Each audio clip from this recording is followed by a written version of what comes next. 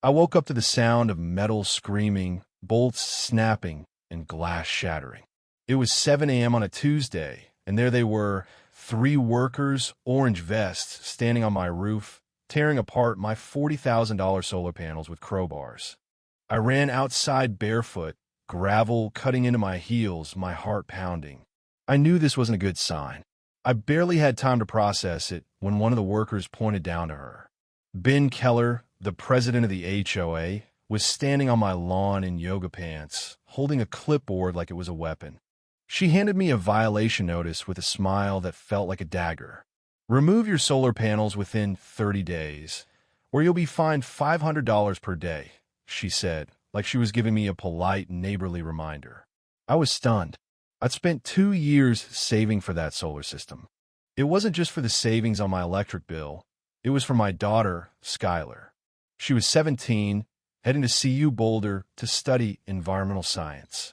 I wanted to help her, and going solar was part of my plan to save money for her college fund. I had all the proper permits from the county, but Ben didn't care. The HOA had rules. Their rules.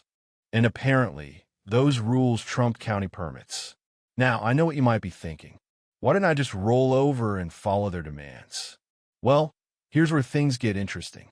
You see, I used to rewire power grids in Iraq. I knew exactly how to handle this kind of situation, and I wasn't going to let Ben Keller and her HOA push me around. Not without a fight. Let me back up a little. My name is Dex. I'm 52, a former Navy electrical engineer. I spent 12 years working on power grids in combat zones. When I left the Navy, I did private consulting, but my life changed after my divorce. I bought a house in Pine Haven Estates, a suburb outside Denver. The houses there were cookie cutter, the lawns pristine, and everything about the place screamed suburban perfection. Except mine. I bought the smallest, oldest house on the block. It had a south-facing roof, perfect for solar. I didn't care that it was the ugliest house in the neighborhood. After my divorce, it was all I could afford. But I didn't just want it to look better. I wanted to help Skylar's future. So I saved up and spent $40,000 on a Tesla solar array with a Powerwall battery. The goal was simple. Eliminate my $300 monthly electric bill and put that money into Skylar's college fund. And for a while, everything was great. The system went live in April, and by June, my meter was running backward. I was producing more power than I needed. But that's when I ran into trouble with the HOA. I didn't realize that I needed architectural approval for the installation. The previous owner of my house had told me the HOA was chill, but I learned the hard way that wasn't the case. Ben Keller had taken over as HOA president, and she had a vision of a perfect neighborhood, and I didn't fit that vision. Ben wasn't just a president. She was a real estate agent with too much power and too much free time. She walked the neighborhood every morning with her Starbucks cup like she was holding a torch.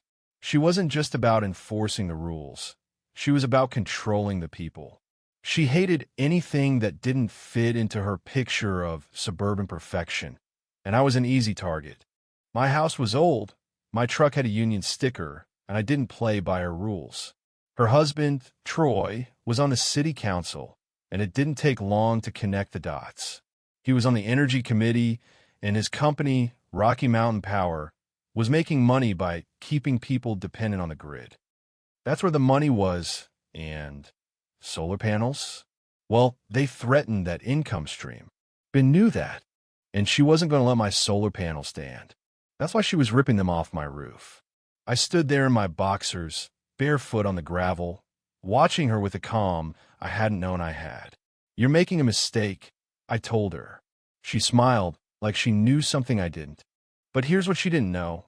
I've been working on power grids in places where one wrong move could take down an entire base. I knew how to make things break, and I knew how to make them come back on. So I started planning. That night, after the solar panels were torn apart and my inverter was ruined, I promised my daughter something.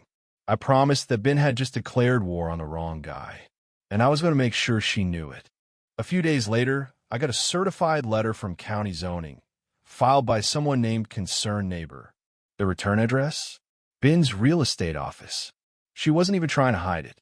The complaint claimed my solar installation violated every building code in the book.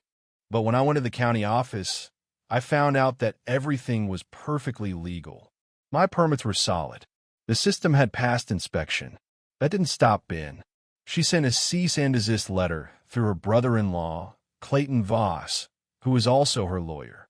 The letter threatened a lawsuit unless I removed the panels. So I did what anyone in my position would do. I fought back. I posted the letter on the local Facebook group with a simple caption.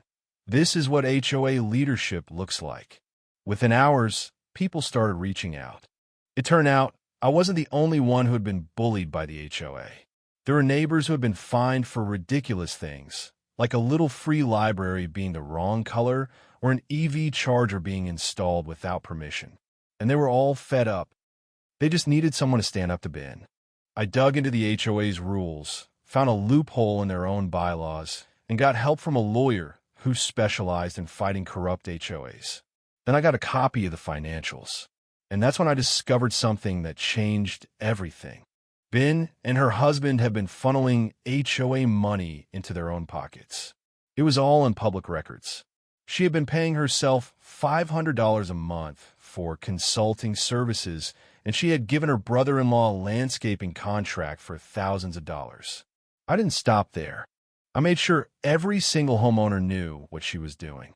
I sent out 87 letters, one to each house in the neighborhood, outlining everything I'd found. I didn't just want to win this battle. I wanted to make sure the entire neighborhood saw what was happening. Ben had been stealing from them for years. The next step was the town hall meeting. I called for it. I told the neighborhood what was going on. And at 2 p.m. on the day of the meeting, I made sure the power went out. The lights went dark across Pine Haven Estates, and my house was the only one still lit, powered by the solar panels Ben had tried to destroy. It was a perfect metaphor.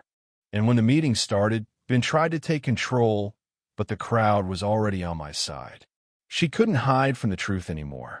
And when I showed the financials, showed the $28,000 she had stolen, there was no denying it. In the end, Ben Keller resigned. Her empire crumbled. The HOA was forced to make changes, and the neighborhood was finally free from her reign of terror. But the story didn't end there. I started the Pine Haven Solar Co-op, helping more families go solar and take back control of their energy. And in the end, I made sure Skylar had the money she needed for college. It wasn't just about fighting back. It was about showing my daughter that sometimes, when you're up against the system, you don't have to lose. You just have to know how to fight. So what about you? Have you ever had to fight back against someone who thought they could push you around? What's your HOA horror story? Drop in the comments and maybe, just maybe, we'll tell your story next. And if you haven't already, hit that subscribe button. Trust me, next week's story is one you don't want to miss.